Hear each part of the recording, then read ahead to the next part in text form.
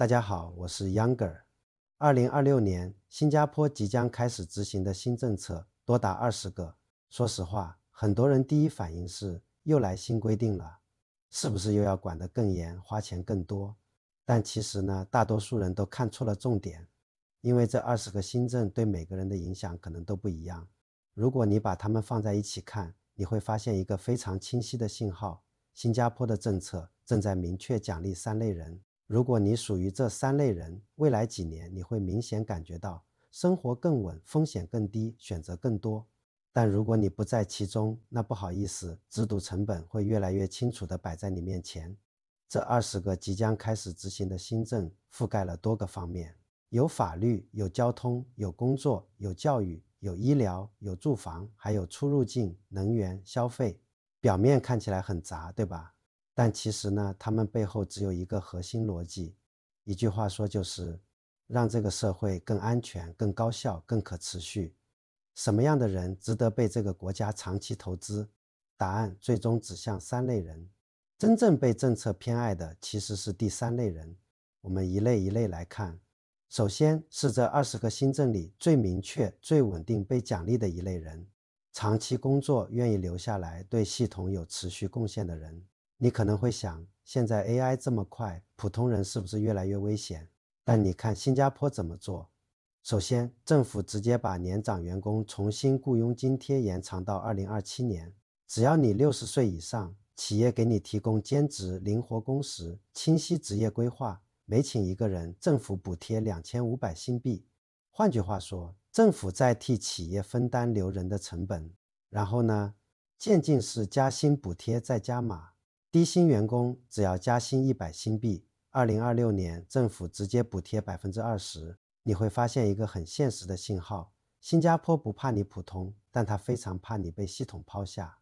再來看教育 ，ITE 新增7門3年制 Higher NITEC， 涵蓋航空、地鐵、機電、海事這些硬核行業。更具體一點，不是只教你理論，而是大量實習、真實項目，直接對接就業。就連曾經犯過錯的人，只要願意學技能，重新就業，完成 Skills Future 課程，成功上崗，直接給600新幣獎勵。你再把這些放在一起看，還有工會會員法律保障升級，還有電動巴士擴編，公共交通崗位增加。一句話總結這一整組政策：新加坡獎勵的是願意長期留下來幹活的人。不論你學歷高不高，不論你起點在哪，只要你能持續創造價值，系統就願意拖你一把。不過呢，這裡面有一個非常關鍵的前提，你必須守規則。接下來這一部分可能是爭議最大，但邏輯最清楚的一類：守法、守序、不挑戰底線的人。你會發現，從2026年開始，新加坡在懲罰這件事上明顯變了。先說最重的，詐騙犯強制鞭刑，不只是主犯、團夥成員、招募者，甚至明知道資料會被用於詐騙卻不防範的人，都可能被判打鞭。說實話，這在很多國家是不可想象的。再看交通，超速處罰全面升級，違例記分更高，嚴重直接吊銷駕照。在安行街道、學校區、樂齡區，超速、闖紅燈、不讓行人，罰款更多，扣分更重。羅厘車如果不裝限速器，最高罰款1萬，公司不整改，整個車隊最高罰5萬。還有學生，2026年起，中學生在校期間全面無手機，晚上學習設備10點半自動關閉。你可能會覺得會不會太嚴了？但你換個角度想，這些政策其實是在做一件事，把風險、噪音和破壞性行為從系統裡清理出去。甚至在邊境層面，新加坡直接推出禁止登機指令 NBD， 高風險旅客在登機前就被攔下。一句話總結第2類人：你什麼都不用多做，只要別添亂。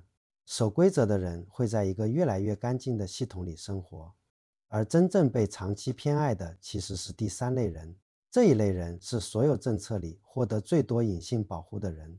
有家庭、有長期規劃、願意在新加坡扎根的人。先從買房說起。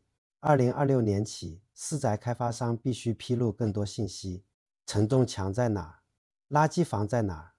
過去項目質量如何？換句話說，買家不再靠運氣。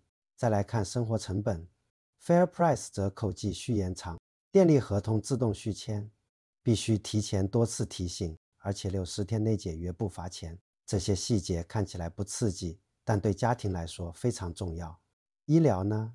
綜合健保附加險改革，雖然住院第一筆自付額要自己掏，但長期來看，整體保費平均下降30%。CPF 呢 ？SAMARA 繼續4%保底，房屋貸款利率也保持穩定，甚至連房產稅2026年都給一次性回扣。你把這些拼在一起看，會發現一個非常清晰的信號：新加坡不是在幫你省每一分錢，而是在幫你降低長期不確定性。至於機票稅、油費上漲這些，政府也沒有回避，但它的邏輯很直接：長期規劃者承受得起，短期套利者成本會越來越高。所以呢，把這20個新政全部放在一起，你會發現新加坡並不是在問誰最聰明，誰最會鑽空子，而是在問一個更現實的問題：誰值得被長期信任？長期工作的人、守規則的人、有家庭有規劃的人，這3類人正在被政策清除的點名。最後我想問你一個問題，你覺得這3類人裡你最接近哪一類？或者你覺得新加坡這樣的政策取向是公平還是太現實？歡迎在評論區說說你的看法。如果你覺得這條視頻幫你看懂了新加坡政策背後的邏輯，記得點讚分享給需要的人，也別忘了訂閱我的頻道。我們下期見。